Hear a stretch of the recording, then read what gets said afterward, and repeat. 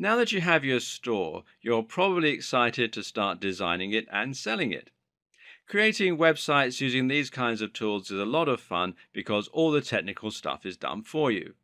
All you need to worry about is choosing the themes that you like the look of, deciding what colors to use, etc. etc.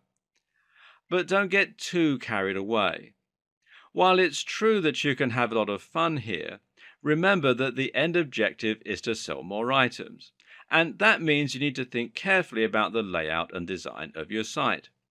And specifically, you need to make sure that it's designed in a way that will encourage sales. This in turn comes down to a number of consideration and design choices. If you were the manager of a high street store or a supermarket, then a big part of your job would be to decide how to lay out all of the products in that store so that they would sell optimally. This means getting people to walk through specific aisles in order to find the best sellers, thereby being exposed to other products they might be interested in but hadn't considered. In other words, the way you set out a brick and mortar store can end up having a big impact on the number of sales you make, and this comes down to basic psychology.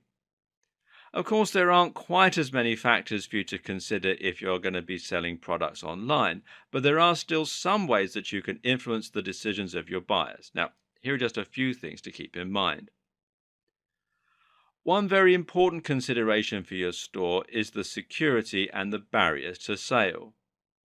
Remember, right at the start of the series, we discussed the growth of e-commerce and why it hasn't already grown beyond brick and mortar sales. The reason? Well, people are still concerned about spending money online. If you want to sell to the broadest range of people possible, you need to ensure your site looks official and trustworthy. This is why it's so important to use a professional looking design and to create a professional looking brand with a high quality logo.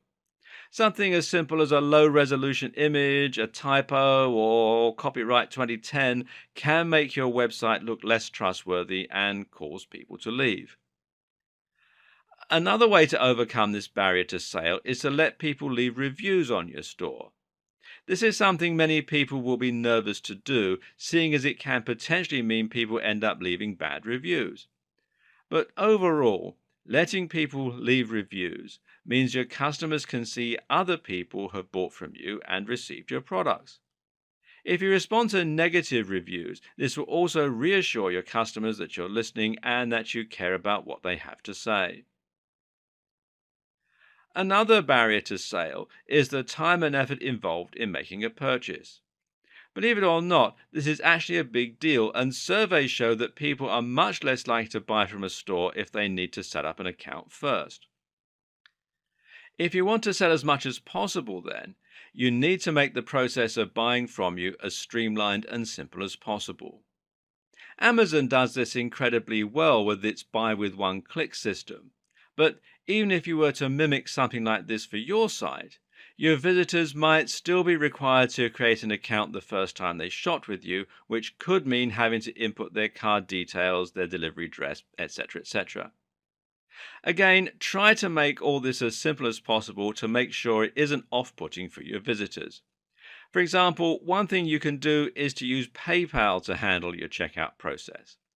This can help people feel more secure shopping from your site. They don't have to input their details. And it makes it a lot easier for them to buy from you. POS stands for point of sale, and it's a concept that relates to the barrier to sale that we were just talking about. In a high street store, you'll often find something called point of sale display.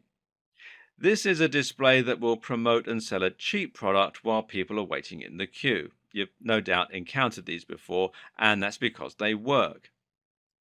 The thing to understand is that when someone has made the decision to buy from you, they will already have made that important psychological step that turns them into a prospective buyer.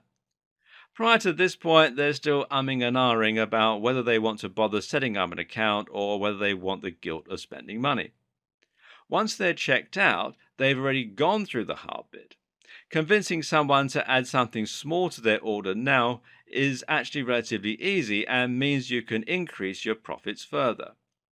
Of course, you don't have a queue online, so your point of sale is the checkout page. That's why you'll often find sites offering to add extras to your order, things like gift wrapping for a small fee. On an unrelated note, you also need to think carefully about the color scheme and palette of your e commerce site design. What's key to understand here is that different colors can have different effects on your customers.